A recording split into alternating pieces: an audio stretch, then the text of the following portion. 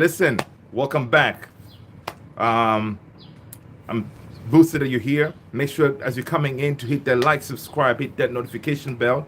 That way, you don't miss any new shows coming out of this channel. This is Man United Central. I'm your boy Luther. Listen, Ten Hag came out swinging today, right? So basically, uh, today we'll be talking about Manchester United. Basically, Ten Hag has been saying, you know, people have been blaming him on the spending, right? The spending when it comes to the players. He spent 400 million. You know, a lot of people have been using that to pretty much beat down Erik Ten Hag. So on some news article, I think today I'm reading one from. This is from I believe it's the Daily Mirror. So it goes something like this.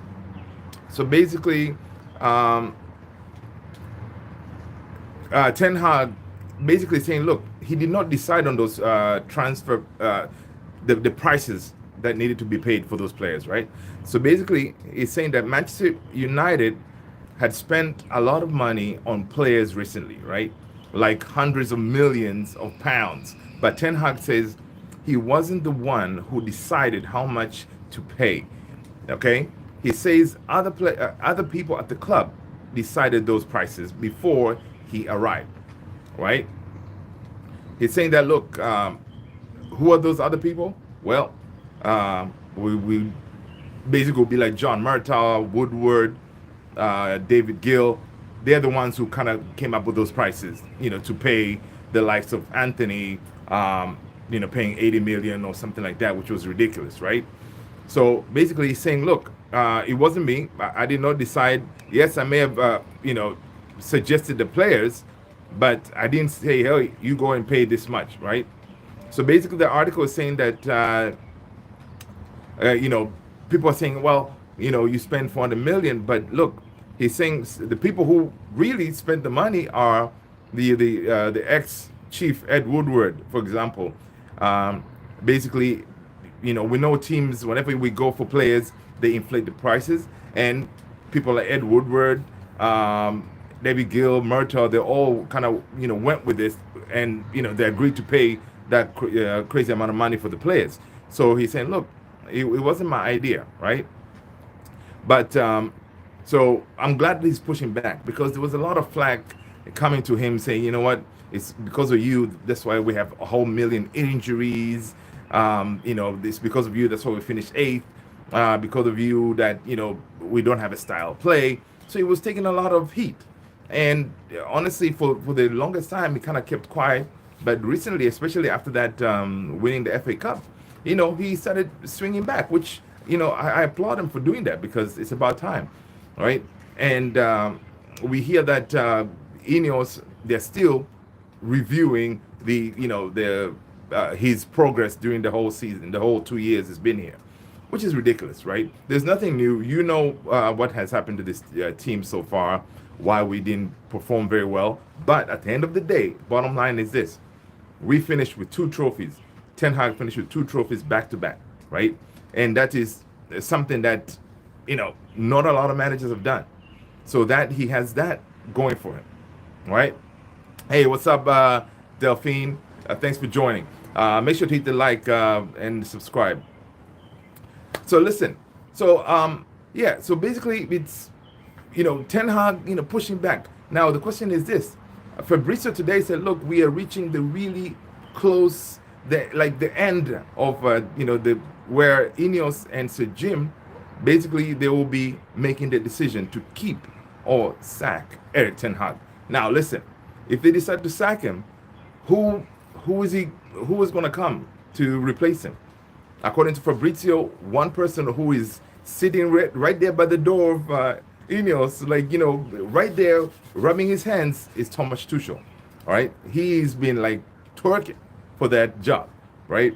He cannot wait, because he's like, look, he has an unfinished business in the Premier League, so he wants to come in and show what he can do. But again, Thomas Tuchel, yes, he has a Champions League medal. He won Champions League, but is he really the manager that you think can take this team to the next level? You know, I don't think so. Yes, he has the pedigree, but we have a lot of moving parts right now at Manchester United, right? We got the youth, and we see that Ineos and Sir Jim, that's what they're going to focus on, right? They're saying like, look, there was a report, I think it came out a couple of days ago. Basically, the report was like, listen, Sir Jim is going to, whoever the manager is going to be next season, he's going to say, look, first of all, in the summer, we're going to spend very little because we don't have money, right? And also, he wants the manager to basically put it more focus on bringing the youth into the team, all right? So spend less, bring the youth to the team. Yes, we're going to replace a few players who are leaving, especially in that center back role by Varane leaving. We saw that we were linked with the likes of Branthwaite, which I don't think we're going to get because Everton is being silly. Talking about 75 million for Branthwaite, forget about it. Forget about it. We are not going to do that. Listen, so if we're not going to go for Branthwaite, you know, other choices was Tosin, but today we heard from Fabrizio, we had a here we go, Tosin, who was a free agent going to Chelsea, right? So who else could be coming? Maybe Todibo from Nice could be, you know, a choice for us. You guys let me know in the comments who else you think that we can go for. I know there's a number of suggestions out there. But again, so basically it's going to be, maybe we're going to get that center back to replace Varane. Maguire most likely is going to stay, right? Because I don't see us losing two experienced center defenders in one window, right? So probably he's going to stay. And listen, honestly, with Maguire, I got to say, like, ever since that he came into the team when Varane was injured, he has been solid, right? He's been solid, so I wouldn't mind keeping him because he can stay healthy, all right? Hey, what's up, Grayson? Hey, what's up, everybody? Welcome. Thanks for joining. So listen, yeah, so Maguire most likely is going to stay. Would I complain? No, but I would take 35 million if it comes, it puts on the table for him if he's still wanted by West Ham. So we'll see about that. So listen, so the center back, yeah. So now we need if Casemiro leaves, you know, we'll need to bring in you know, another 6, right? So again, but is it a priority, Casemiro, because Casemiro is still under contract? Now, if Casemiro we get an offer from the Saudi League, which they have been interested in him, yes, we're gonna put that money to bring in someone younger, maybe Amadou Onana, right, from Everton.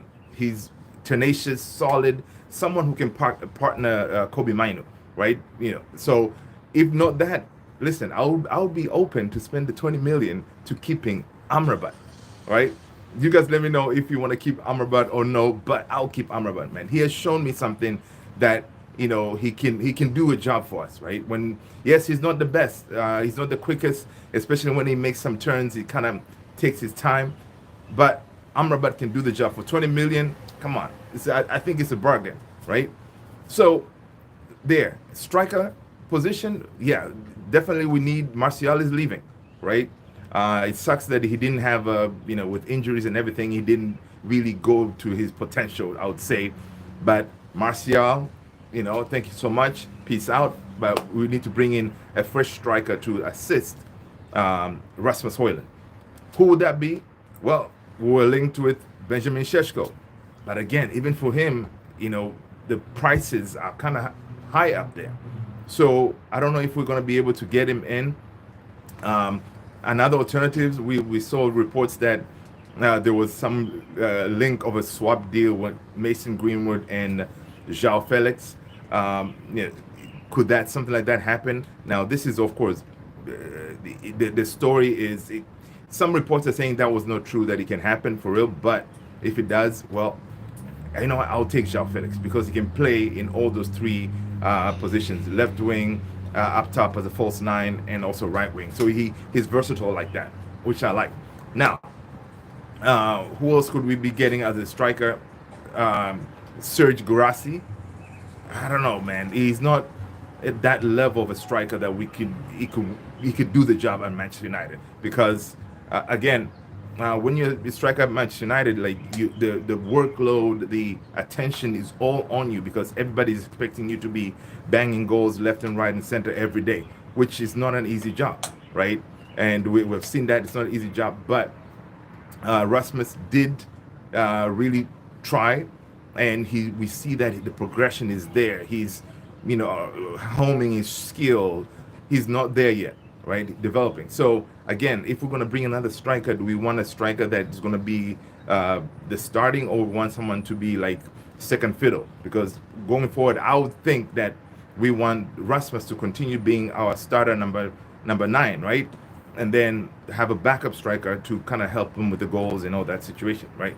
So that's how I'm thinking about it. Again, so and then of course we have the youth coming on board, right?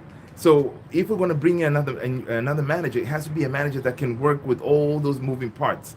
And so far, Ineos, they already have a manager that knows each and everything about that team, from the youth all the way up to the first team, right? And who has a track record of building, promoting from youth to bring to the first team. We've seen what he has done with Kobe Mainoo, who is now representing England. Can you imagine? That's crazy. Also, we saw him bringing on to the first team Garnacho, who is now he's playing for one of the starters at Argentina national team. Garnacho is also, so basically Garnacho this summer is going to be playing probably 2 tournaments, the Copa America and the Olympics, because obviously he's young enough, he can play for the Olympics as well. So again, he has huge potential, right? So we see those young guys coming. We had Dan Gore in that midfield, who went on loan, but he got injured. He came back. So, Ten Hag has a game plan. So Ineos just need to confirm him. That way he can get back to work and continue bringing these players up. Now, what are we expecting next? 8th kind of situation? No, that will not be tolerated, right? If we're that bad, yes, then what? Us fans will accept that. Okay, we need to make a change, because Ineos gave him a chance, which I think it will happen because, which I think the changes will happen because he will have a proper structure above him that can assist him with recruiting and everything, and he can just focus on training the players, coaching the players, and leave everything else to the Ineos team, like the Baradas, the Wilcox, Ashworth when he comes on board, right? So I envision next season is going to be better for us, because also Ten Hag said, look, in the 10 years he's been coaching, he's never had this many injuries. So it's an anomaly, right? So hopefully next season, we may see some kind of progression, right? So Ineos need to make the right decision, because if they make the wrong decision and sack him, that will be not a good look, because the fans will be vocal. We've seen on social media and everywhere, we see the fans have been like, look, there are all these polls, like all these news organizations did polls. Everybody's like, I don't know, above 75%, 80%, they want to keep Erik ten Hag in the job. So do they listen to the fans, or do they just say, you know what, forget the fans, we're just going to make our decision regardless of what the fans think?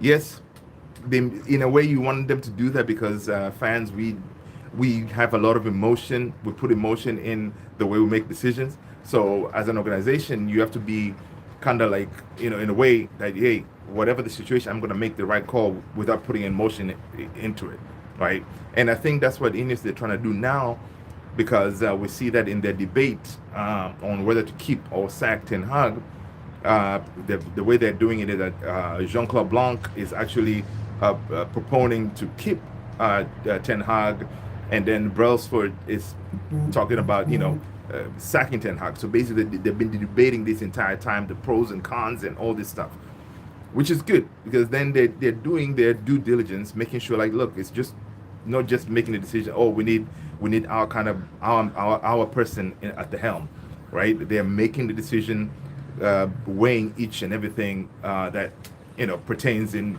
keeping or sacking the manager, which is I like that. So I hope they come with the right one, because from what we heard from the news right before the FA Cup, Ineos, they were ready to sack him. Like, they were like, look, whatever happens, he wins or he loses, he's sacked. Well, this man went and pulled a win, and then after that win, they saw something different. They saw the entire team. They saw the entire fan community, everybody supporting Ten Hag to stay in the job. So they had to fall back, say, hey, hold on here. We can't fire this guy now. Let's talk about this for a little bit and figure this out, right?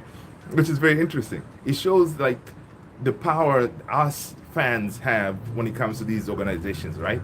Because honestly, the fans are the ones who go to these games. The fans are the ones who buy, these jerseys, and we put in the money to the team. So you think that these owners definitely need to be listening to the fans. So I hope they listen to the fans, give this guy a second chance and see what he does under proper structure next season, and then we take it from there, right? Let's jump into the next topic. Next topic, guys, is this. According to Fabrizio Romano, right, I see that Bruno Fernandes, our captain, could be on the move. Whew. I don't know, man. Listen, Bruno has been our best player this season, honestly, right? Okay, yeah, okay, kind of, sort of. Yes, he kind of messed up a couple of times, but when it comes to leadership, he has been solid, right? This man broke his arm. He still went and played, right? He missed like 1 or 2 games or something like that the whole season, right? So Bruno really, he's an integral part of that team. So if he leaves, then I mean, who do you bring in? As far as the captaincy, of course, if he was to leave, come on, the obvious captain is gonna be Lisandro Martinez, because we saw how Lisandro Martinez is, man. You saw like on the FA Cup game when Garnacho scored that goal, and then he was kind of trying to kiss the badge, trying to the Man City fans. Lisandro was like, "Come on, boy, let's get back. The game is not over. Let's get back playing. Don't sit there and trying to, jeer up the Man City fans, right?" So we saw that leadership from him, and even the post-interview matches, what's the name? Licha was like, "Look, with these young kids, him, Kobe Mainu, I know they're doing very well. There's a lot of, camera on them now. A lot of people are watching them." He said, "Look, we have to teach them to stay calm, and don't let the fame get to their head, right?" So he's already leading like that, because of course if we're to lose, Varane is one of the leaders leaving. We need that another leader back there, and hopefully it will be Lisandro Martinez for me. Hopefully he stays healthy, because we need him to stay healthy in order for us to have a good season, right? So now Bruno leaving. Why would Bruno? Fabrizio reported this, that his agents have been talking to other teams and all this stuff. Why would he be leaving? Well, what I can think about is this. Bruno is close up there in the age, so he's probably thinking like, I probably have like one more other big contract that I can get, right? The way he's seeing the project going on right now, Manchester United, he's not very sure what is going on, right? So he's probably thinking like, look, Ineos, I don't know what you guys are doing. You still haven't decided if you're going to keep Ten Hag, or what is the future like. And he also feels like, look, even if he stays at Manchester United, from his salary now, even if they bump up his salaries next time, it's not going to be that high. So he may be thinking ahead, say, hey, you know what, maybe it's time for me to bow out on a high and then get that next big contract, because it could be his last contract, right? So he may be thinking that way.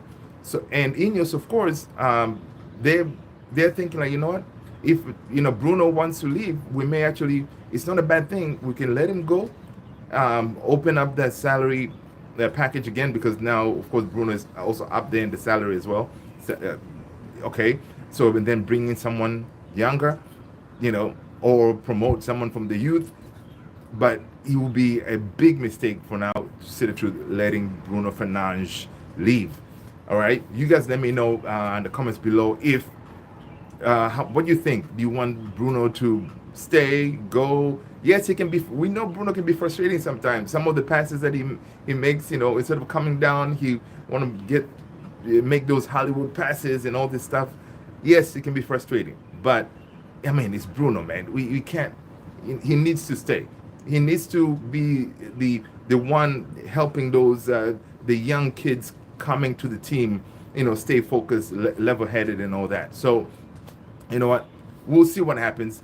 Guys, that's all I got for you. Make sure to hit the like, hit subscribe, hit that follow. That way you do not miss any new videos coming to this channel. Thank you so much. I appreciate you being here. Have a wonderful one. I'll talk to you in the next one. Peace out.